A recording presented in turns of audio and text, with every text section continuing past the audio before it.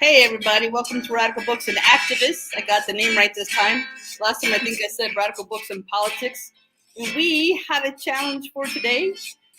We're here with Kitty de la Sombra. We're waiting on Misael Juarez, so I'm going to go ahead and message him. He's probably beat us all because the challenge for this week was to memorize a poem.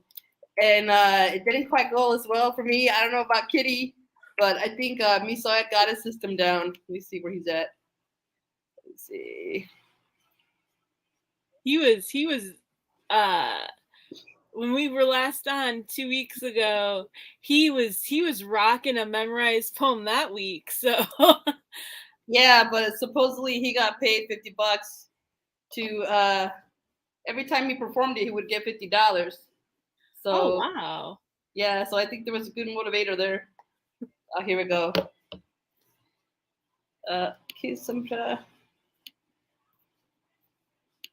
Okay. He might be running late. Because you never miss us out. All right. Well, oh, there he is. Hey, welcome, Isai. We just did the intros. So sorry. All right. Hey, welcome, viewer. Oh, I'm actually at a bar in a hotel because we're traveling. I need to find a good place for Wi-Fi. And what the hey? Which way to go? This way. I was trying to use the phone and I was like, what? I couldn't get it to work. So I got to figure something out. I don't like that view. That's a lot better. Oh, I like that. I like that a lot. The one we usually use. So, okay. So I got to tell you, I tried memorizing a poem I wrote for my mom. Didn't go well. Well, mostly it didn't go up because I've had this horrendous migraine going on like 5 days now. But so I switched to another poem that was shorter. So I guess I'm gonna try and recite it. I'm gonna cheat a little bit though because I gotta just see the first line. Where are you?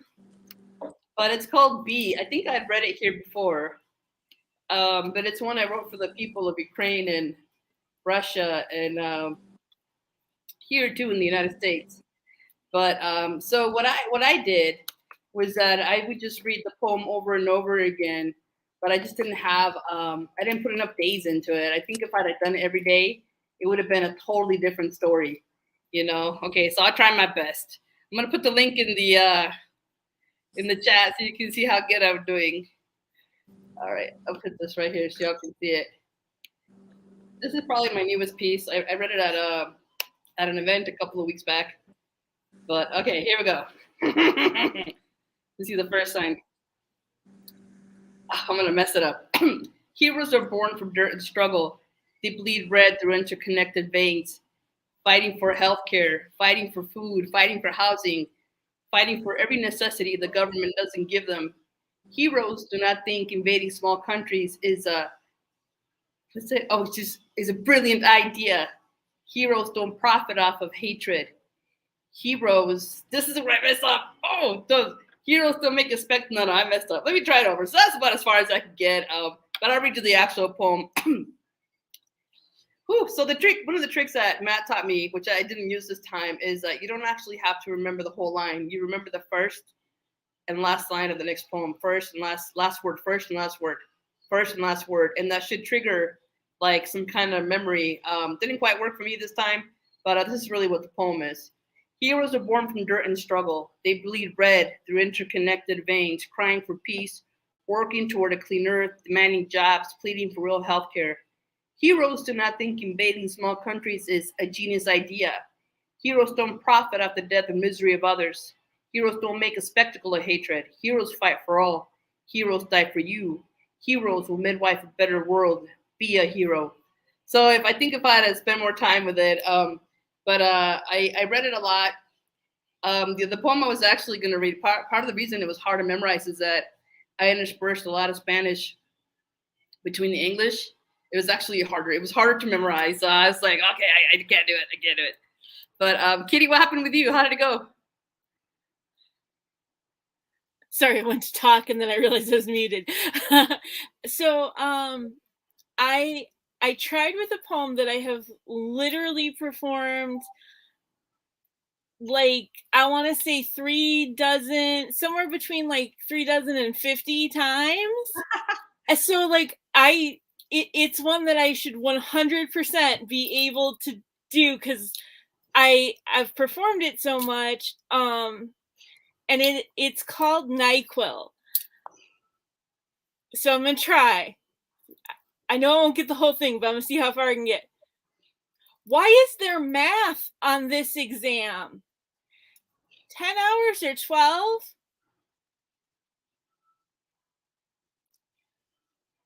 And then I know it's something for the count, and that's as far. Hey, 3 lines. So, I've used this in a couple of slams, and one of the slams that I did,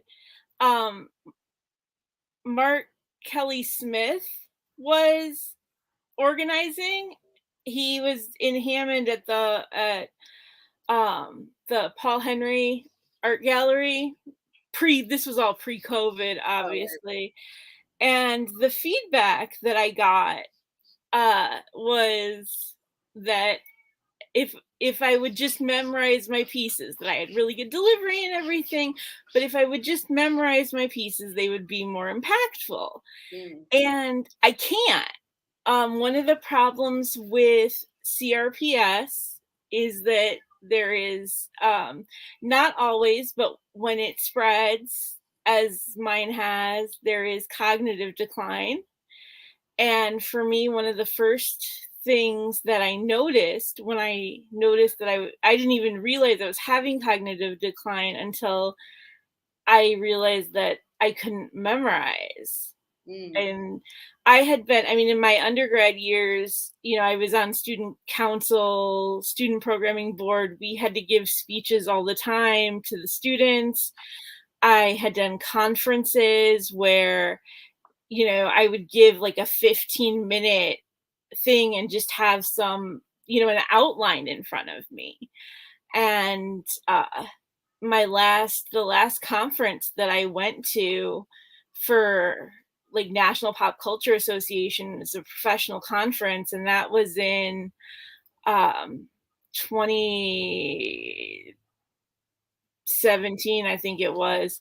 I literally took my paper and I turned it into an oral draft, like exactly what I wanted to read it as, and I typed out an entire script, put it in 18-point font, right, and read it because I couldn't even get like the basics. So I tilted the thing so that it looked like I wasn't reading it, and that was just the last. Then I didn't apply after that. Well, I don't think you have to memorize your pieces for, your conference papers for a conference. I see people read off the paper all the time, Yeah, what I'd like to do is to be able to, glance down, get the ideas, right.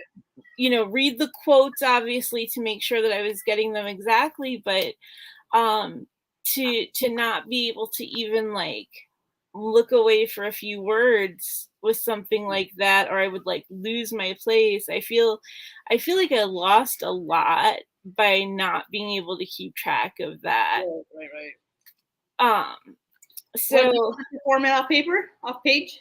What was that? You want to perform it off page? I would love to. Thanks.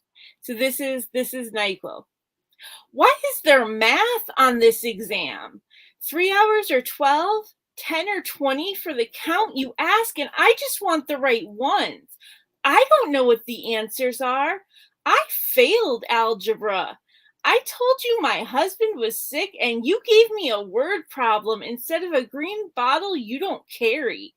The next best thing involves me knowing about a chemical compound other people have driven behind the counter to speed another day, but only ever leaves me sleepy, draped over bed or chair like a doll. I am a paradox, and I haven't time for algebra. Life is urgency or nothingness. I've answered enough questions for the retinal scan ID processing of the near dystopia in which we live. I pluck a green bottle from the shelf as well. Together, if they're good enough, am I?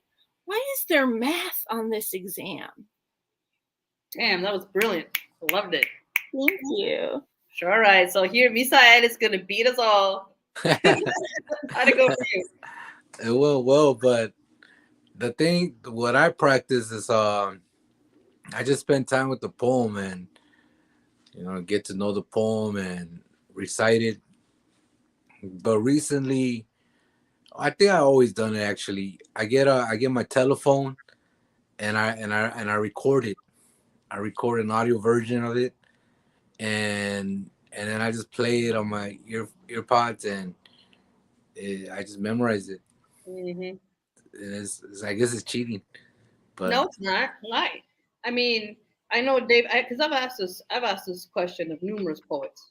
So Matt taught me the trick to memorize the first and last line of each poetry line, right? So you don't have to memorize everything, and that should trigger. Sometimes that works, especially when I performed it a lot.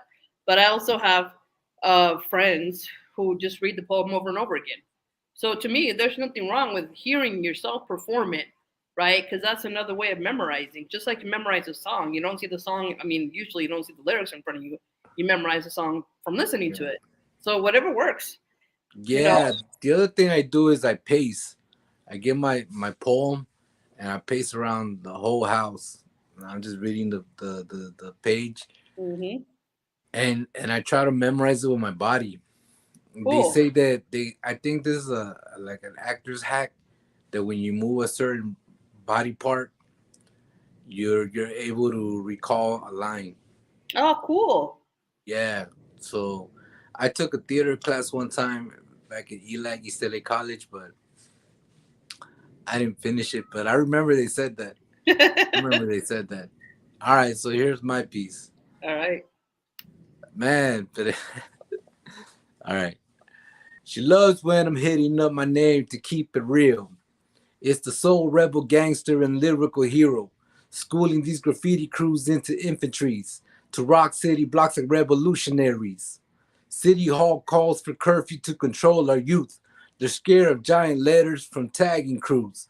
But I grind troubled times with metaphors and rhymes, speaking truth to power to make you press rewind. Tag corporate signs at great lyric topics, knowing in graffiti streets banks cannot profit. CEOs hate removing tagging like I do, but these youngsters tag up walls like it's so sweet and cool. Injustice plagues the hood, but we seek good trouble.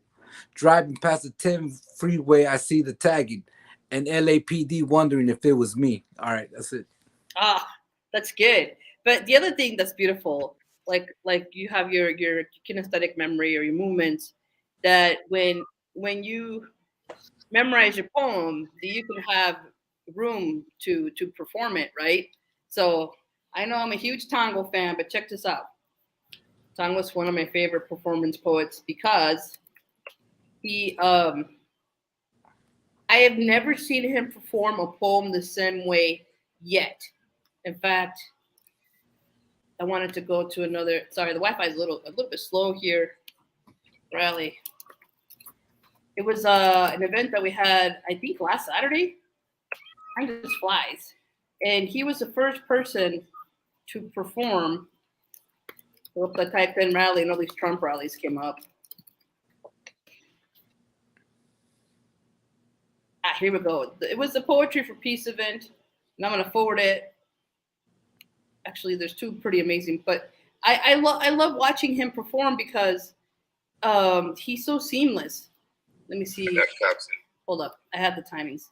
Let me share this. So Tango S. San Martin is the San Francisco Poet Laureate, but one of the things I admire is that he performs to the crowd, which I was like, what? So he says he lets the lines stretch themselves out, and so in some ways he treats poetry like a living thing. You know what I'm saying? I thought I added the timings on here. You mean he improvises? Is that what you're saying? Oh, he doesn't improvise. This is all word for word his work. And I'm sorry, I thought I added the timings. Maybe I added them to something else. Okay, here we go. Back in the day, before that, we had no. Let me see. And even how he starts, you're gonna get a little clip of me. Hey, what's happening, everybody? My name is Tango. Oh, my bad. I'm trying to make it bigger. What are you doing, thing? I want to tell you about a mystery now, one that may or may not have a What the connection heck to the just war in happened? Ukraine, and reports most recently. I think I must have hit forward. Thank you. No, I don't want Beautiful. you. This is another great poem. All right, I should have said it beforehand. But what I mean by he never performs the same poem twice. If you hear him do his events at the San Francisco Public Library, everybody? Well, watch. He just even goes into it. You let him and like give a little preview. Man, I'm happy to be here in solidarity with you all. Yeah. I'm off to make a church bell out of a bank window. Kitchens meant more to the masses back in the day, and before that we had no enemy. Somewhere in America, the prison bus is running on time. You're going to lose your job before revolution hits. Somewhere I won't be home for breakfast. Everyone out here now knows my name, and I won't be turned against for at least 1 month. The cop in the picking line is a hard-working rookie. The sign in my hands getting more and more laughs. Says the picking line got cops in. I can take care of those windows for you if you want, but someone else got to go inside the gas tank. It was clear to me that rich people had talked too much this year. Hey, why don't you go ahead and throw down that marble park bench everyone's looking up at, get the Romans out of your mind.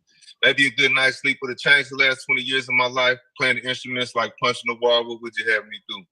Replace the population, give brotherhood back to the winter, stop smoking cigarettes with the barely dead, they listen in on the Sabbath. Police called the police on me. There was a white candlestick beneath my detention. I ruined the soup again, thought the judge, as he took off his pilgrim robe behind the white people's door and more. I didn't get lucky, I got what was coming to me, he toast. Find me back, the man said, of course to himself. Washing windows with a will to live, tin can on his left shoulder, enjoying the bright brand new light with all party goers, both supernatural and supernaturally down to earth. But what is this elevator traveling side to side? Like 1,000 bit of Polaroid pictures that you actually try to eat. All the furniture on this street nailed to the cement, cheap furniture, but we have commitment. This morning, an essay opens the conversation between enemies. Why? Because you control every grain of processed sugar between here and the poor person's border. Because in the tin can on my left shoulder, I can hear the engines of deindustrialization. You should get in the painting. Tell lies more deeply. And this month, I'm rooting for the traitor, carting cement to my pillow. Here we will build. I'm high again, not talking much. Once you climb up the organ pipe to our apartment floor. I'm high again, calling everything church, singing along to a courtyard, thanks to a horn player's holy pastime. I'm just putting a real jacket on it, talking about a real 5 years. Keep memories like these in the pocket next to the toll receipt. That man lost a wager with the God of good causes. Stood up for himself a little too late, maybe too early. I can still see 20 angles of his jaw zigzagging through the cold world of deindustrialization. There's an art to it. I'll tell my closest friends one day. Apparently too much of San Francisco was not there in the first place.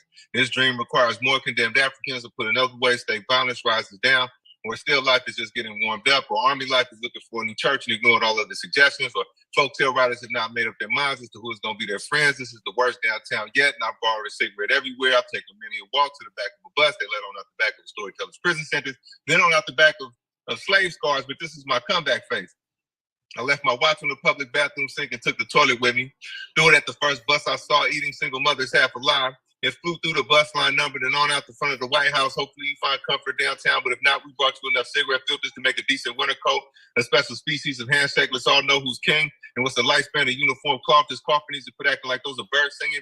Rusty nails have no wings, have no voice other than that of a white world dying. Their book pages in the gas pump catch the ears nipped, the way 3 nooses is the rule, of the way potato sack masks go so well with radio codes, of the way condemned Africans fought their way back to the ocean, only to find waves made of 1920s burnt up piano parts, European backdoor deals, and red flowers for widows who spend all day in the sun mumbling in San Francisco. Red flowers, but what's the color of a doctor visit? There are book titles in the streets. Book titles like Hero, You Make a Better Zero, or Hey, Fur Coat Lady, the President is Dead, or Play Me Back in Children, or They Hung Up Their Bodies in Their Own Museums, and other book titles pulled from a drum solo. Run here, hero. Lied to hiding place. All the bullets in 10 precincts know where to go. There's no heaven nor any other good idea in the sky. Politics means that people did it and people do it. Understand that when in San Francisco and other places that was never really there. I bet this ocean thinks it's an ocean, but it's not. It's a 6th and Mission Street. All know who's king. King of thin things. Like America, I'm proud to deserve to die. I'm going to eat my dinner extra slow tonight in this police state candy dispenser you all call a neighborhood. No set of manners goes unpunished. Never mind a murderer's insomnia or the tea kettle preparing everyone for police sirens. Much love, y'all. Damn, Tango. I love it because no matter how much I read his books, and every time he hits it different. It's amazing. But I just wanted to share that. But I love your poem, he said, and I think I think we all got to stretch ourselves this way, right? To be able to memorize our work so we can, or get as close to memorizing it as possible, or set it up in such a way where we can stretch it past the constraints of our own imaginations, you know. I just dig it. I think that's amazing. You know, that's something like I find these poet heroes. I'm like, dude, that dude right there, or that dude right there, or that lady right there. That's how hard I want to hit it. You know, the one who was coming after him also does a really great job. She's also a slam poet, and Michelle Soturo, so I hope to have on sometime. But yeah, it's just great. So, how long did it take you to memorize it, Misael? Would you say? Did you need the whole week? No, no, no, no. There is a time where I was recording the song. I was recording the song on my phone, and I gave it a few takes. And I think I recorded it last year, so I cheated. And that's what I was telling you earlier. Oh, you did cheat, you cheater! But you know what? I mean, if the technique works, the only difference is, I guess, I mean, people are about to ask, like, how to differentiate, or do you even differentiate a rap style versus a poetic style? Yeah. Sorry. Oh, it's your phone. That's a good question. I mean, it's up to you, right? It's up to the artist. It's up to the artist, but like I have poems where I practice. What's the guy's name that we did the poet laureate? Tango S. and Martin. I used to do poems like that. I used to do poems like that before I picked up the rap structure, because I figured that if I write everything to like in a rap structure, I would be able to produce it with a hip hop beat. And not that you can't produce a regular poem to a hip hop beat. I've done it before, you know, but eventually my mind just says, why don't I just go ahead and write a rap, and I'm gonna try to make it as literal as much as try to make it as much as literature as I can, and then produce it on as a performance, and that way I could probably make double the income, you know, sell a book and sell the music. And music. Oh wow. And I figure, because there are people who are more audible, they're more likely to listen to the audible stuff. And so I try to create pleasure too when to the ear, you know, to right, with a melody, with a flow, so they could follow along, so they could anticipate the next line, the next rhyme. You know, I really don't find it intriguing to do it without rhymes and structures like that. Like I have heard Matt Cedillo perform the "Fuck You" poem, and you don't take any offense, anybody. That's actually the title of the poem. We might actually play that one too. Play it.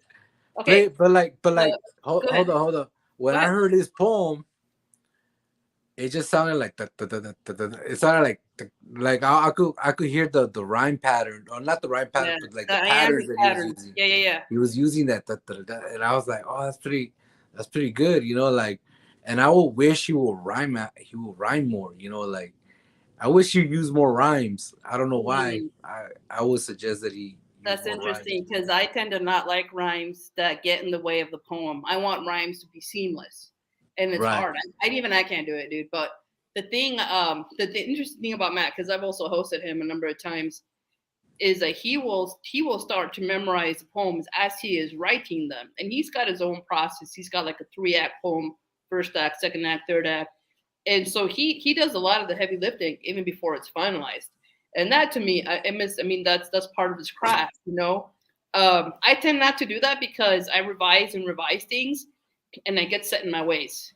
Like if I write a line a certain way, it's like, you know, I trip myself up. But this is the poem he's talking about. It's actually one of my favorite uplifting poems. It came out when Trump was in office, and it's not trivial because of the "fuck you." It's actually very politically nuanced, and it's not called the "fuck you" poem. It's called Custer's.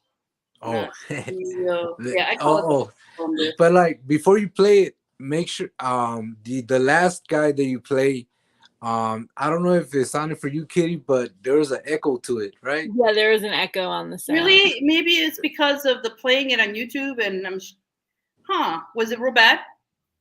It was, there were, for a while, it was really hard to understand. And then before I got a chance to be like, send you a message like, we'll see. It like fixed itself. It fixed itself like at the ending. Yeah. Because I don't want to give crap sound. And it could be the Wi-Fi too. But here we go. This is a Pen Click, which is one of the most amazing YouTube peeps who do a lot of really great work. So let me share this. So, but again, if the sound sucks, just tell me. We're gonna have to do a little a test shoot sometime, because I think the Wi-Fi here is pretty good though. Everything has this little trick. All right, do you see that? Okay. You know, poetry dropping when the pen clicks, and poets get it popping with the pen click.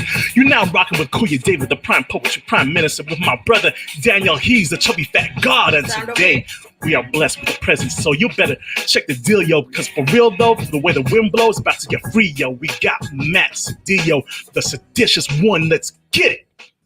Custer's and Confederates, Crusaders, and Little Davy Crockett's pick up their politics from Alamo's gift shop. Sunday nights at Columbus and Monday morning lynch mobs. Not all Nazis at the street. Not all Klan wash their own sheets. The keyboard cavalry succumbed behind how's that racist? Let's try to stay objective and the white to free speech. Fuck your words. Fuck your hat. Fuck your leader. Fuck his tan. Fuck a registry. Fuck the band. Fuck your law. Fuck your order. Fuck your walls. Fuck your borders. Fuck you, Chachi, and fuck Ann Coulter. Taco trucks every corner. Fuck some nuance. I speak plain. Fuck America. It was never great. Fuck Hulk Hogan and fuck John Wayne. Fuck Latinos for Trump. Gusanos, Cristeros, Vendidos. You need to look in the mirror because you got some shit confused. Because when they said build a wall, well, they meant your ass too. So fuck little Marco-y. Chinga Dead Cruz. Fuck Paul Ryan. Fuck Mike Pence. Fuck Mad Dog. War is not defense. Fuck Betsy. Fuck Perry. Fuck Rom. Fuck Rudy. Fuck Ivanka. Fuck Melania. Fuck Eric. Fuck Jared. Fuck Donnie Jr. Fuck the Millers. Fuck Pfizer. Fuck Spencer. Fuck Rich Kobach. Fuck Michael Savage. Fuck Lou Dobbs. And fuck Steve Bannon. Fuck Rex Tillerson. Fuck Jeff Sessions. And fuck you, Ben Carson. You know damn well those were slave ships. Fuck Donald Trump. Fuck his whole crew. If you're down with Donald Trump, well then fuck you too, little fucking custers. Hey, hope the sound better on that one. I didn't hear any complaints. The sound is good. I hit you in the private chat to say sound is good right away. I don't look at the private chat because that he talks about how he wrote that poem, and one of the things he did was research some of those names, because some of them, a lot of these people I think you all know and you know, Misael, but it kind of makes you think, like, who are these people? Like, why is he cussing them up? But you're right, you can hear the poem like and it starts to pick up rhythm, right? And then at the end, it takes a turn. I just dig it. I love Matt's. Matt wrote a book called Mowing Leaves of Grass that he put out last year, and he sells copies like crazy. You know, there's a guy that so Paul Henry's in Hammond. Before COVID, we used to have Thursday night was open mic night every Thursday, pretty much every Thursday except like holiday stuff. But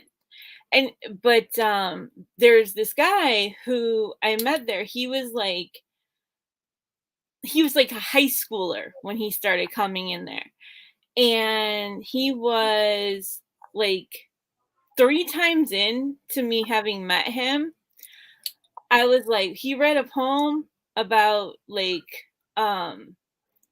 entropy and like bodies turning into flowers and stuff. Oh wow. And I literally, as he was going to leave, I like tapped him. I was like, excuse me, can I talk to you for a second? He was like, yeah. I was like, so that poem that you just read tonight, the Bones poem, when I die, can you read that at my memorial, please? Aww. And he was just like, could not believe that, because he was like very much like, just, he was like a high school kid who was just like, that was how he expressed himself. Yeah. And his poetry is very slam, and then it kind of bled over into rap, and now he actually does rap as well. Right. And he has a really interesting story about how he got there, that like kind of starts with the whole, he ended up in a school that had, although it was not a good school, in my opinion, the school does not actually exist anymore. So I'm not going to name it. But he had a great creative writing teacher, was it theater? Whichever class it was, they wrote poetry there and they wrote there. And he had that experience with that teacher that stopped him. That's probably the reason that he finished high school. That's probably the only reason that he stayed in high school.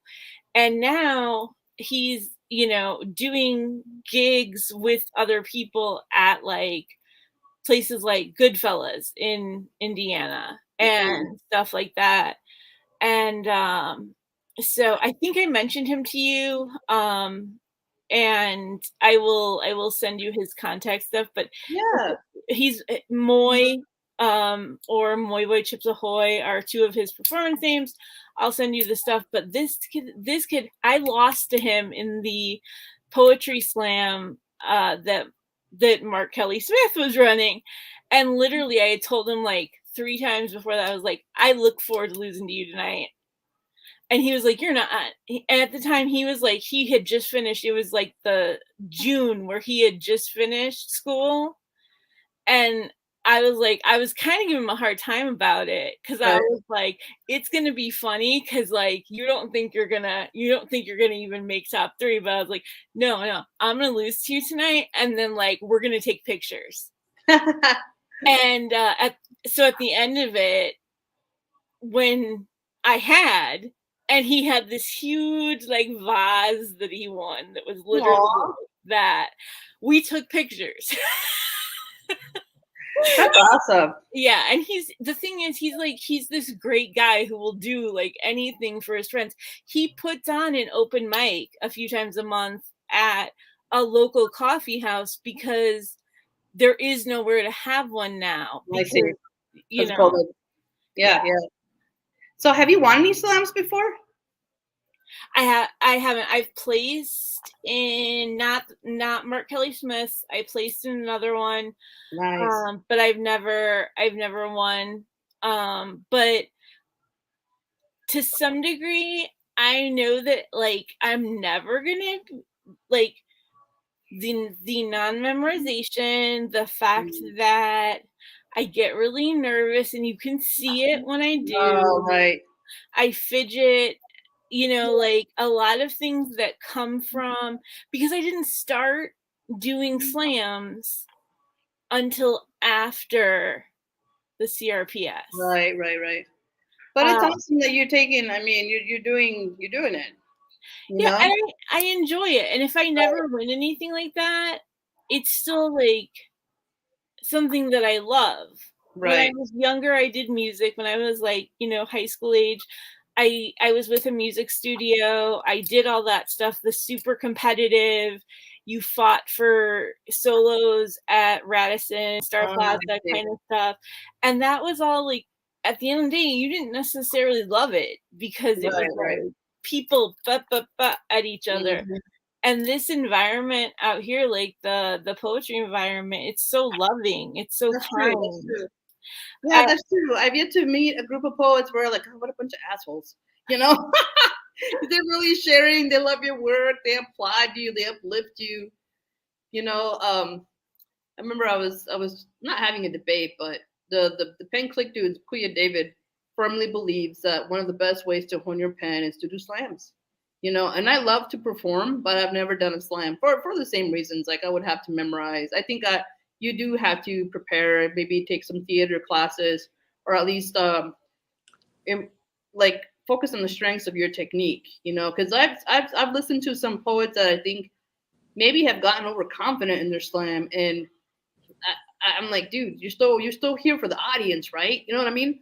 And I've also seen some poets at readings, not at slams, that are there with their phone. I'm like, dude, no, man, look at the audience.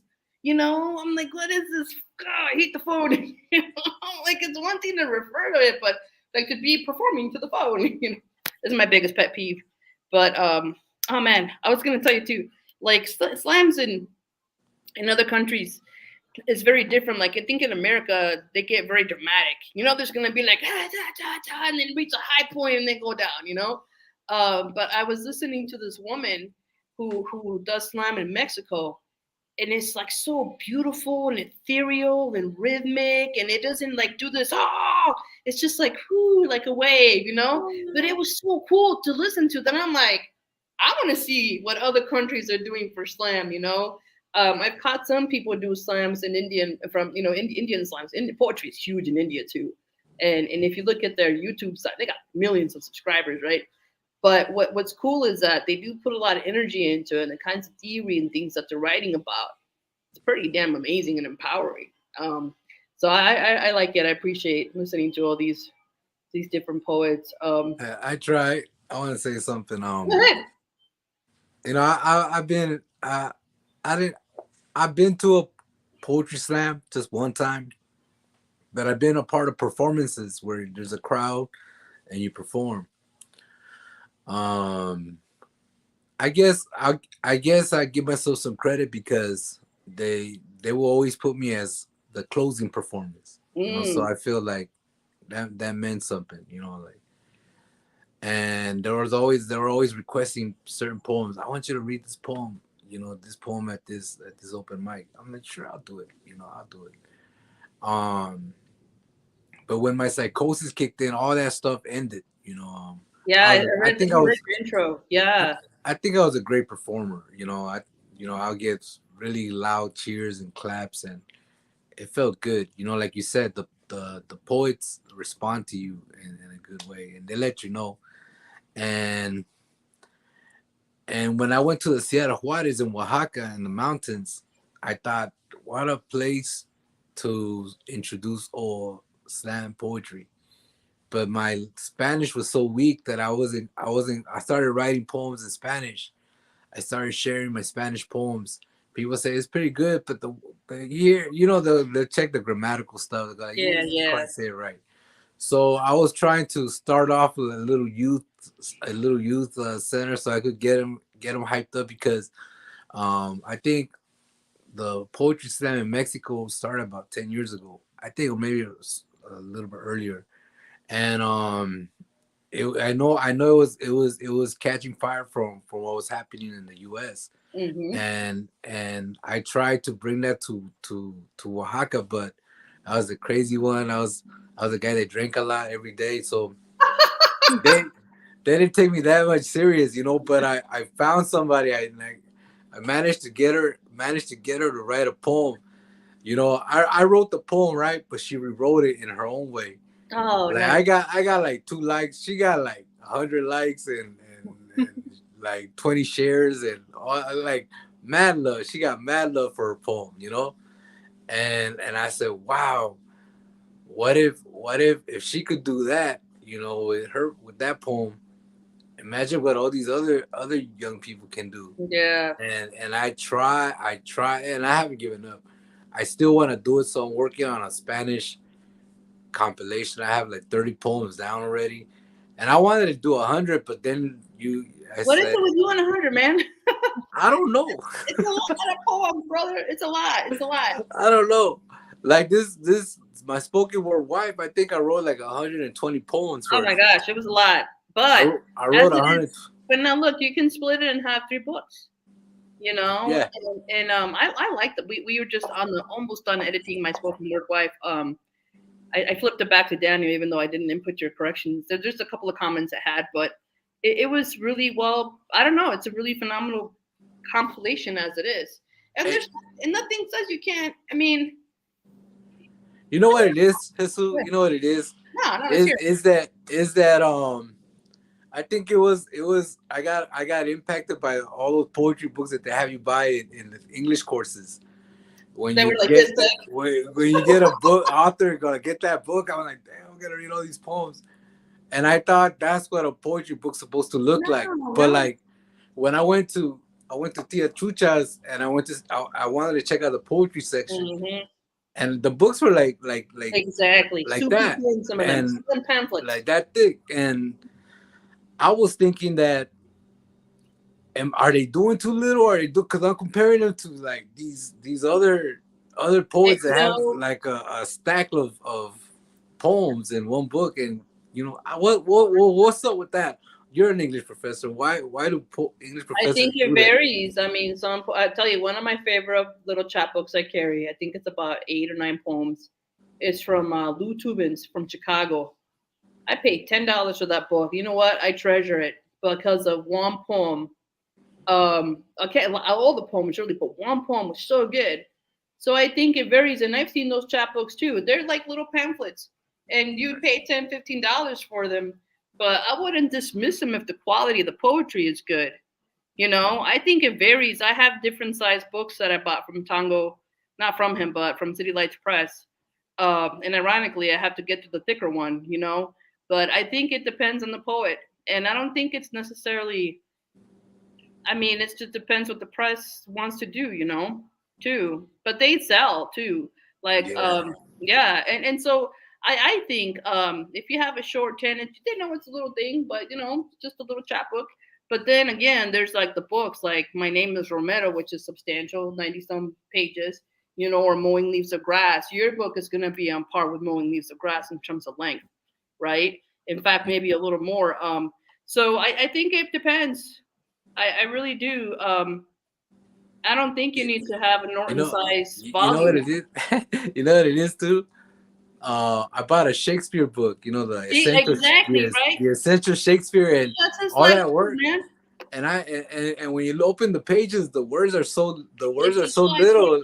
Para right? más chingar, you know, like para más Well, chingar, they're not regular font. yeah, I don't think you should really kill yourself trying to be the thickness of Shakespeare. I mean, even one of my favorite writers, Charles Dickens, will get paid for the word, and so he narrated an awful lot, a lot of really long descriptions. Well, damn, if I had like 10 kids to feed or however many kids he had, of course I'd make the novel longer, you know. Right, But right. no, this has been amazing, and I'm sorry to cut it short. It's not really short. We're at 47 minutes, man. Time flies by. We're gonna hopefully get a guest next time, 4 o'clock, same time. And look, we may not hit it 100%, but I think we learned a lot from trying. And me Yeah. side, the winner for the W. Hey, Absolutely. I have major competition. If you guys would have had to memorize it, those are really good poems. Well, you know, I think if I hadn't had the scan migraine, I would have done it. But it was hard. And whenever I started to try to, like, I was like, oh, no, I need to take a nap. I need a nap, you know. But this is a poem. Jesus, What? you gotta try reading it to music. Yeah, right. Try reading it to like find an instrumental, something that you like, something that stretches your lines with the rhythm, With the time too. with the timing, Yeah, yeah, yeah, yeah. No, I mean the time try you it. have. That's a really good Try idea. it.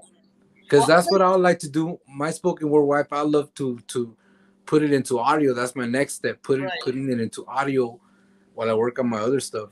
yeah. Go ahead, Kitty. So yeah. I will say the other thing that I tried, because I tried switching poems to one that has not an exact rhyme scheme, because I don't really do that, but one that has more of a like 4 lines a stanza, 4 lines per stanza. And I was like, maybe I can get a couple stanzas of this because of the pattern. And I tried to learn it by like the pattern because I used to memorize songs all the time. Right. And I still learn a song if I listen to it on the radio a lot. So I did try that, and it also did not work. Maybe you need to go longer. Maybe same thing for me. I mean, I don't think my technique was necessarily bad. I just didn't do it long enough. I think I tried for maybe 3 hours, if that. You know. Well, let's see. We'll keep learning, and maybe we'll hit it. I mean, I will. I think I will try to memorize the piece I was starting to originally, and maybe try again. You know. So yeah. But Try let's again. try again. Heck yeah. Well, thank you all. Yeah. Try We're again. end with some Libera Radicalmente by Adam Gottlieb of One Love. Thanks for watching. If you like the show, please go ahead and like and subscribe. If you want to be on the show, comment. We'd love to have other poets. And yeah, have an amazing Sunday. To the audience member we had today. She is thank a brilliant poet. Oh, yeah. We should have Kayla. Yep. Yeah, let's get her on. Let's get her on. All right, all. Thank you. Bye, Peace. everybody. Much love to both of you.